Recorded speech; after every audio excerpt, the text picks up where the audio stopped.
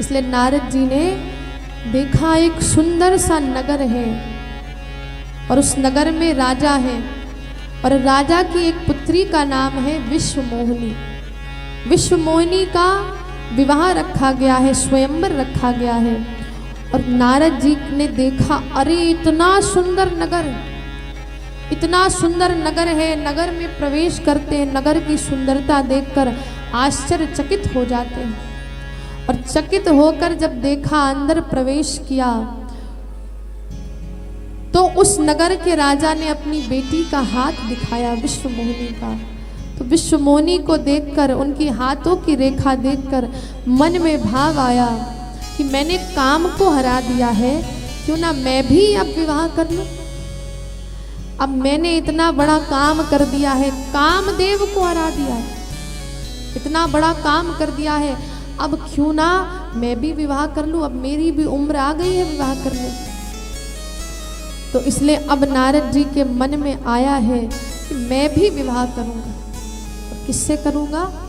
उस विश्वमोहिनी से करूंगा। किससे करूंगा?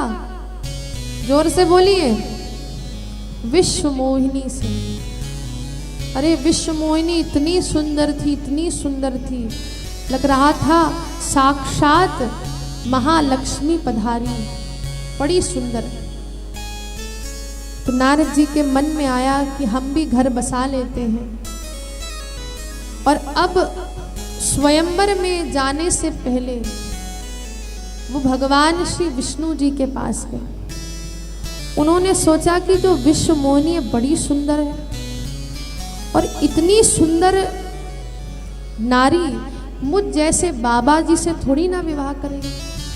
अब हम तो जटाएं हैं, हमारे पास लंबी लंबी वीणा है, भगवा वस्त्र है, तो ये हमसे विवाह नहीं करेंगे। इसलिए ऐसा करता हूँ, इस विश्व के सबसे सुंदर भगवान विष्णु से उनका रूप ले लेता हूँ, क्योंकि भगवान विष्णु कमल नयन है, बड़े सुंदर हैं, तो उनसे उनका रूप मांग लेता हूँ।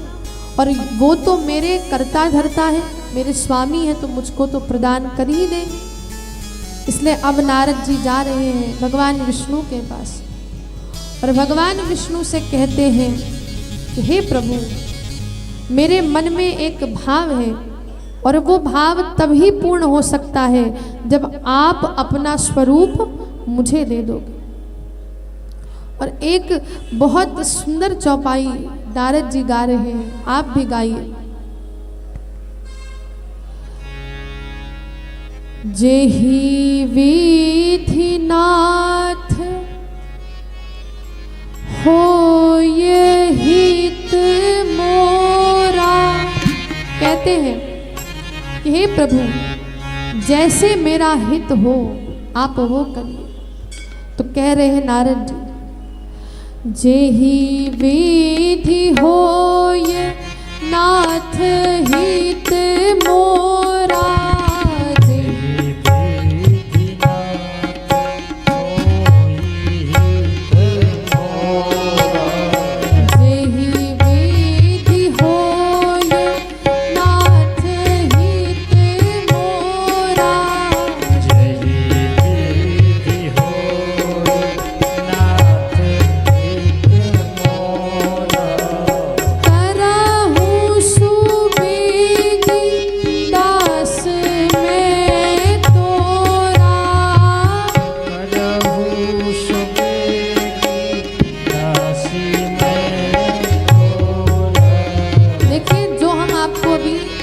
चौपाई सुना रहे हैं, बड़ी ही ताकतवर चौपाई।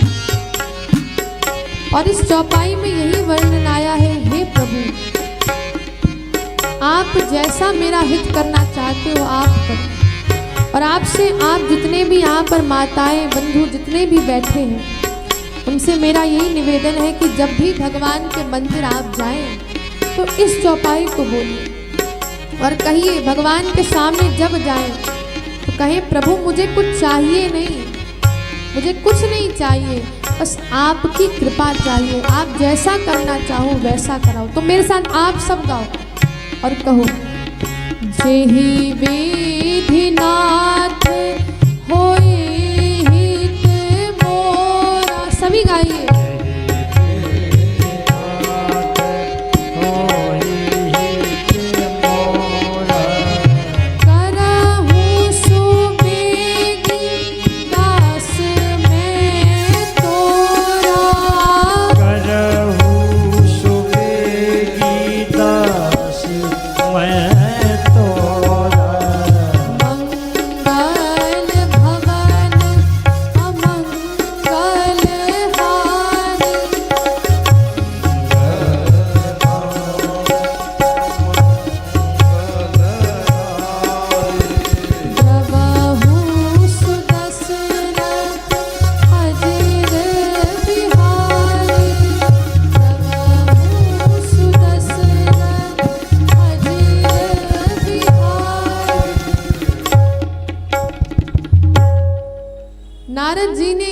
चौपाई की कि जेहि विधि नाथ हो यहित मोरा।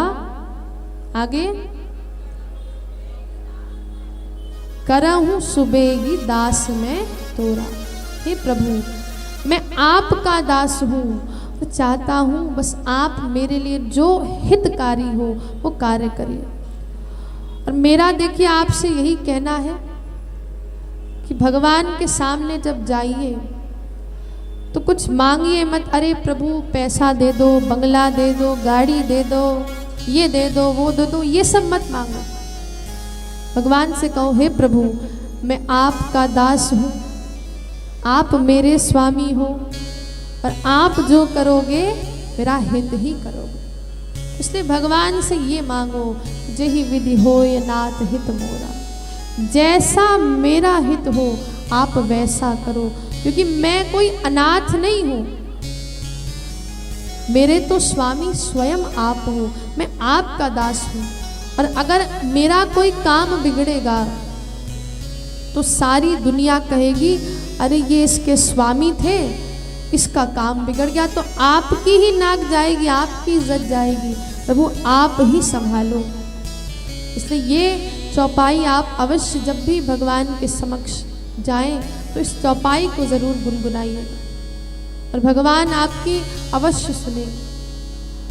तो इस प्रकार से श्री नारद जी ने भगवान से प्रार्थना करी कि जेहि विधि होय नाथ हित मोरा, करऊँ सुबेग दास में तोरा। इस प्रकार से भगवान विष्णु ने कहा ठीक है मैं तुम्हारा परम हित करूँगा। और नारद जी तो यही चाहते थे। नारद जी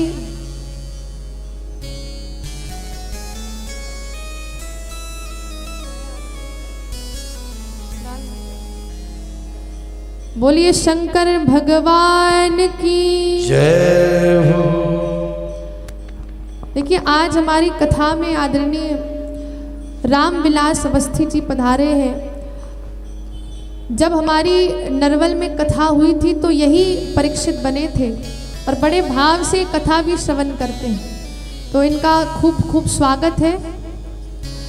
और आदरणीय रामविलास अवस्थी जी श्री सुरेंद्र अवस्थी जी के पिताजी भी हैं, तो उनका खूब खूब स्वागत है कि आप अपना समय निकालकर कथा में पधारे हैं। बहुत बहुत धन्यवाद कि आपका आगमन कथा में हुआ है। तो आइए अब हम श्रवण कर रहे थे कि नारद जी ने यही सोचा कि भगवान विष्णु अपना स्वरूप दे देंगे और उन्होंने कहा कि प्रभु आप अपना हमको स्वरूप दे दीजिएगा। तो भगवान ने कहा ठीक है मैं तुमको हरि का स्वरूप दे दूंगा। और देखो हरि का एक मतलब होता है भगवान और एक हरि का मतलब होता है वानर, बंदर। अब भगवान को तो उनका हित करना था, तो नारद जी को किसका मुख दे दिया?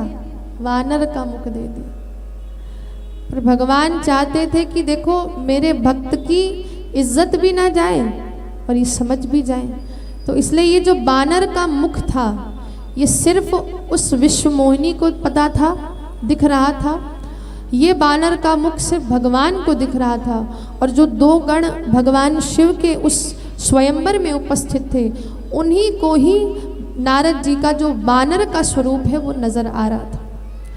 तो अब नारद जी तो अत्यंत प्रसन्न, आज तो मेरा ब्याह होकर रहेगा, क्योंकि भगवान विष्णु ने अपना मुख दिया है, स्वरूप दिया है, और कौन नारी भगवान विष्णु को छोड़ेगी। तो इसलिए अब नारद जी सबसे पहली लाइन में बैठ गए कि विश्व मोहिनी आएगी, सबसे पहले वरमाला हमको ही डाल देगी। अब विश्व मोहिनी आई अपनी सखियों के साथ, और सखियों के साथ आई तो उन्होंने नारद जी की तरफ देखा ही नहीं। अब नारद जी तो यही सोच रहे हैं कि विश्व मोहिनी सबसे पहले उनको ही देखेगी, पर विश्व मोहिनी तो जानती थी अरे बानर से कौन विवाह करेगा, इसलिए वहाँ गई नहीं, ऐसे आ गई और पीछे हमारे भगवान स्वयं भगवान विष्णु ही राजकुमार बनकर बैठे थे। तो कहते हैं विश्व मोहिनी गई और भगवान को वरमाला डालती है। विश्व मोहिनी और भगवान का विवाह संपन्न होता है। परंतु इधर नारद जी बहुत क्रोधित बैठे कि विश्व मोहिनी ने मुझे वरमाला नहीं डाली। मेरा तो आज स्वरूप बड़ा दिव्य है, बड़ा सुंदर है, क्या बात है। तो पीछे शिव जी के गण बैठे थे। शिव जी के गणों ने कहा, रे नारद जी, पहले एक बार अपना मुख तो दिखाओ आईने में, तब आते यहाँ पर। तो नारद जी ने गए वहां पर, उस समय शीशा तो था नहीं, जाकर के जल में देखते, अरे अपना चेहरा देखकर खुद ही डर गए, अरे ये मैं हूँ, खुद ही डर जाते हैं।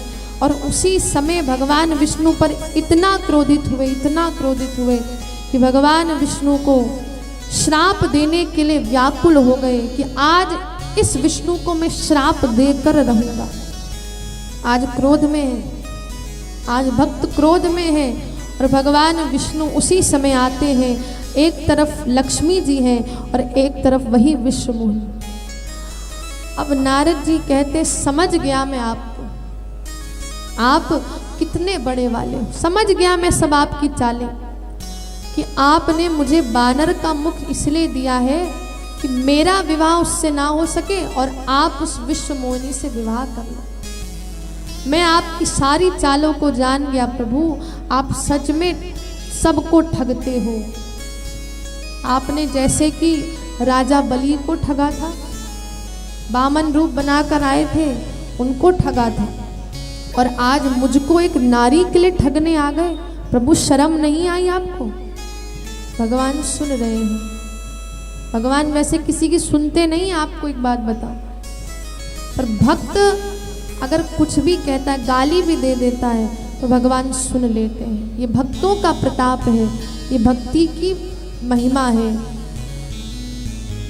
और यही भक्तों का स्वभाव है, यही हमारे भगवान का स्वभाव है कि भक्त चाहे भगवान को गाली भी क्यों ना दे दे, भगवान उसको स्तुति समझ करके उसको शिरोधार्य कर लेते हैं। तो इसलिए भगवान तो सुनते गए। भगवान जी ने कहा, नारद जी ऐसी बात नहीं है, आप बात तो सुनो। नारद जी कहते, मैं सुनने वाला नहीं हूँ, मैं आपको समझ गया कि आप कितने ठग हो, सबको ठगते हो, और आज मुझको ठग लिया, मुझ नारद को जो आपका हमेशा गुणगान करता है। जाओ, श्राप देता हूँ आपको। नारी के लिए आपने मेरे साथ ठग किया, चाल चली, तो जाइए, नारी का ही विरह आपको सताएगा। आपने एक राजकुमार बनकर स्वयंवर किया, तो जाइए, श्राप देता हूँ कि आप पृथ्वी लोक में एक राजकुमार के रूप में ही प्रकट होंगे। और जाइए, तीसरा श्राप देता हूँ कि आपने मुझे बानर का स्वरूप दिया, तो जाइए, यही बानर जब आप राजकुमार बन के अवतार लोगे, तो यही बानर आप